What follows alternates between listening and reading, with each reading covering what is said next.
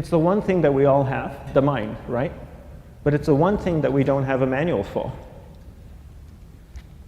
We buy a blender, we get a manual. Our iPhone comes with a manual. We get a car and it has a manual.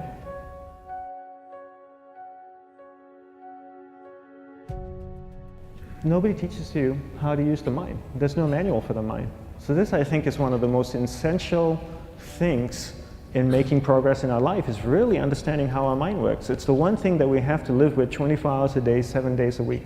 We have no choice. Imagine if most of you slept 8 hours a day, which most of you don't. You slept and you were awake 16 hours a day. In the 16 hours you practice your awareness just randomly moving from one thing to another, to another, to another. All day practice being distracted. What would you be good at after 6 months? You did this 16 hours a day, you just allow your awareness to jump from one thing to another, to another. I'll tweet right now, I'll switch to text messaging, then I'll go to email. Oh, my phone's ringing, so I'll answer the phone. And then somebody's speaking to me, so I'll have 2 conversations at one time. And I'll just do this 16 hours a day, 7 days a week. So you get it being good at distracted. After 1 year, you're an expert at being distracted. After a year and a half, they'll invite you to give keynote talks on being distracted. You're so good, you practice 16 hours a day.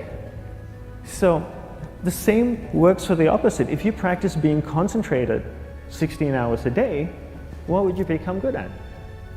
You become good at concentrating. And all it takes is practice. By just doing one thing at a time. Keeping your awareness on one thing at a time. And you integrate this into everything that you do in your life. So the best way to do it is pick a few opportunities in your everyday life. For example, we all speak with people. When I speak with somebody, I give them my undivided attention. I keep my awareness on them, and the conversation is really brief. Why? Because we're concentrated. We're not being distracted.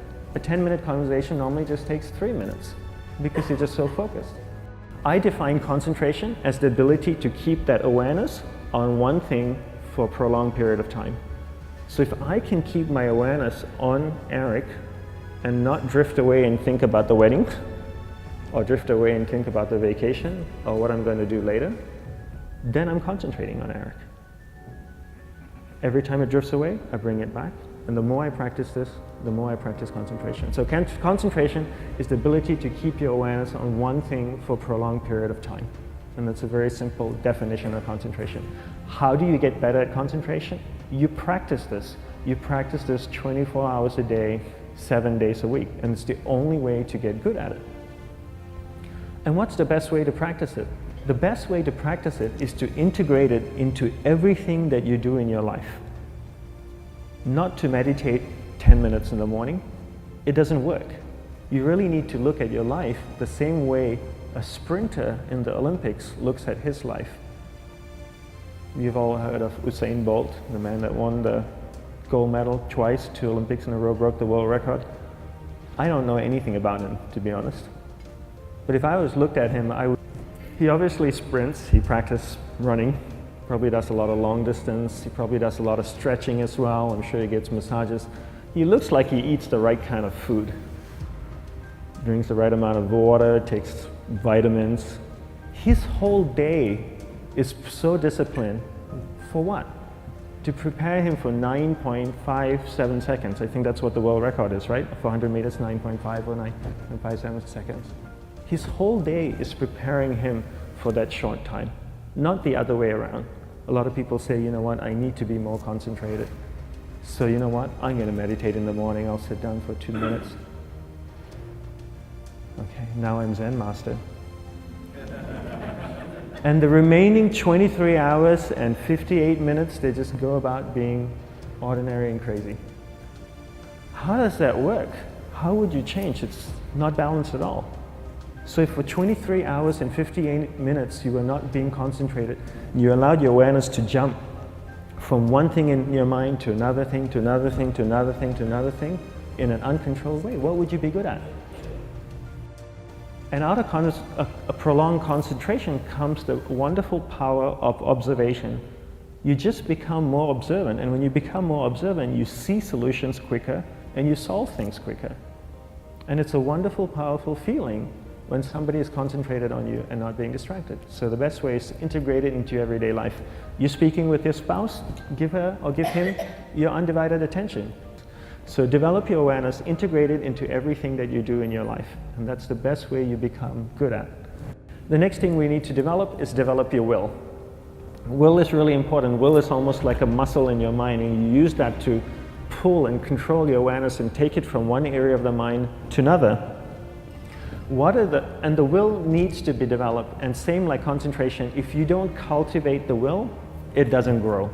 And this is something that really needs to be cultivated. How do you develop the will?